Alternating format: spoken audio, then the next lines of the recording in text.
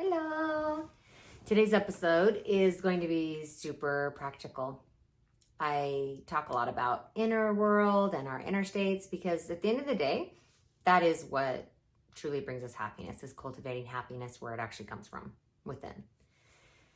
And I've met people who have lived in horrific circumstances who were nonetheless very happy people because they had cultivated a happy inner state of being, and they had developed the ability to see the good in any situation, in any person, place, or thing. And that's important. Mastering our own subtle energies really is the master key to permanent, lasting happiness. And yeah, what we're going to talk about today is some simple things that we can do in our day-to-day life to make feeling good a little bit easier and a little bit smoother. So for me, I'm getting better at recognizing and addressing those areas of frequent friction and conflict, and then coming up with a plan or an easy system to rectify it. And it's making my life better, as well as my family's lives, when I take that proactive approach. It prevents conflict and chaos and thereby cultivates and maintains happiness. It makes it easier. So here's a really small and silly example. I noticed that my husband and I, we tend to get grumpy if we ever run out of toilet paper in our master bathroom. We both share that bathroom, so technically it's both of our responsibility, but it was an area where we were really quick to blame the other person because it's just an annoying situation. And even though obviously either one of us could have noticed, oh, we're running low, we're out of backup toilet paper,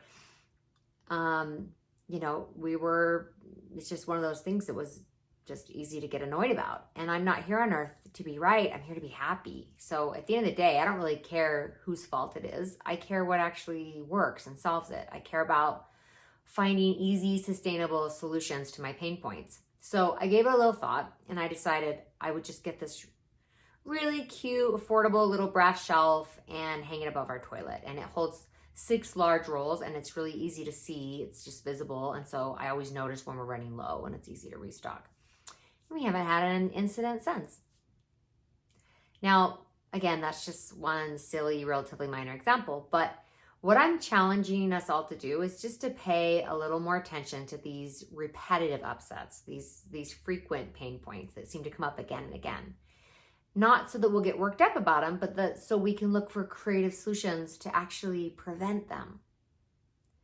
How can we reduce friction in our lives? By planning ahead, by planning smarter, instead of getting upset or working harder, trying to play catch up.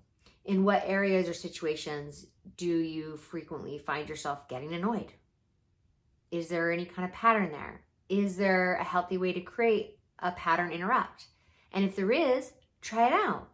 You're a genius. You can figure out incredible solutions to everyday problems. And don't be afraid to learn through trial and error. If you've tried something that didn't work the first time, then just tweak it. Play around with the variables and try again until you find an approach that actually works.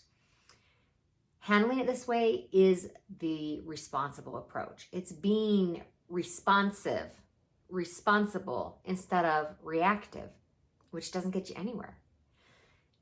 Here's the thing. Don't let your ego trick you into wondering, but why should I have to fix this? It's not my job. Let's get real.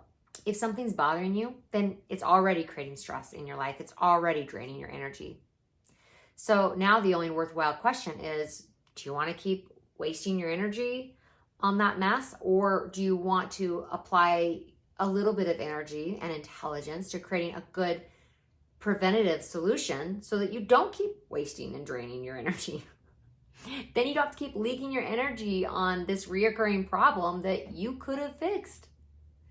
So passive aggressively waiting for someone else to fix it, and I'm guilty of doing that in a lot of different situations, but doing that, it's like the old saying of cutting off the nose to spite the face.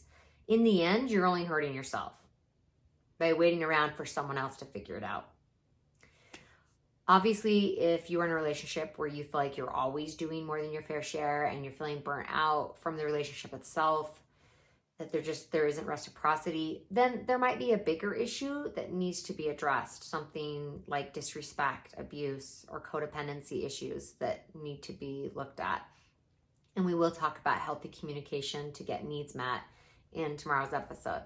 But for this episode, the focus is on identifying and correcting these frequent energy leaks, these frequent areas of contention that with a little bit of planning and forethought could be easily addressed and prevented in the first place. So our assignment is to start paying attention to patterns that create friction in our lives and create pattern interrupts that are easy and sustainable whenever possible. Please share in the comments if there's anything that you've, like life hacks or what this is bringing up for you. I'd love to hear what's bothering you and what you're going to try. In my own life, I found that it's much better to be happy than right.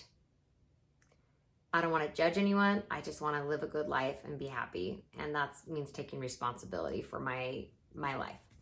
Thank you so much for joining me today. I'm Beck Sato. I'll see you soon. Mwah.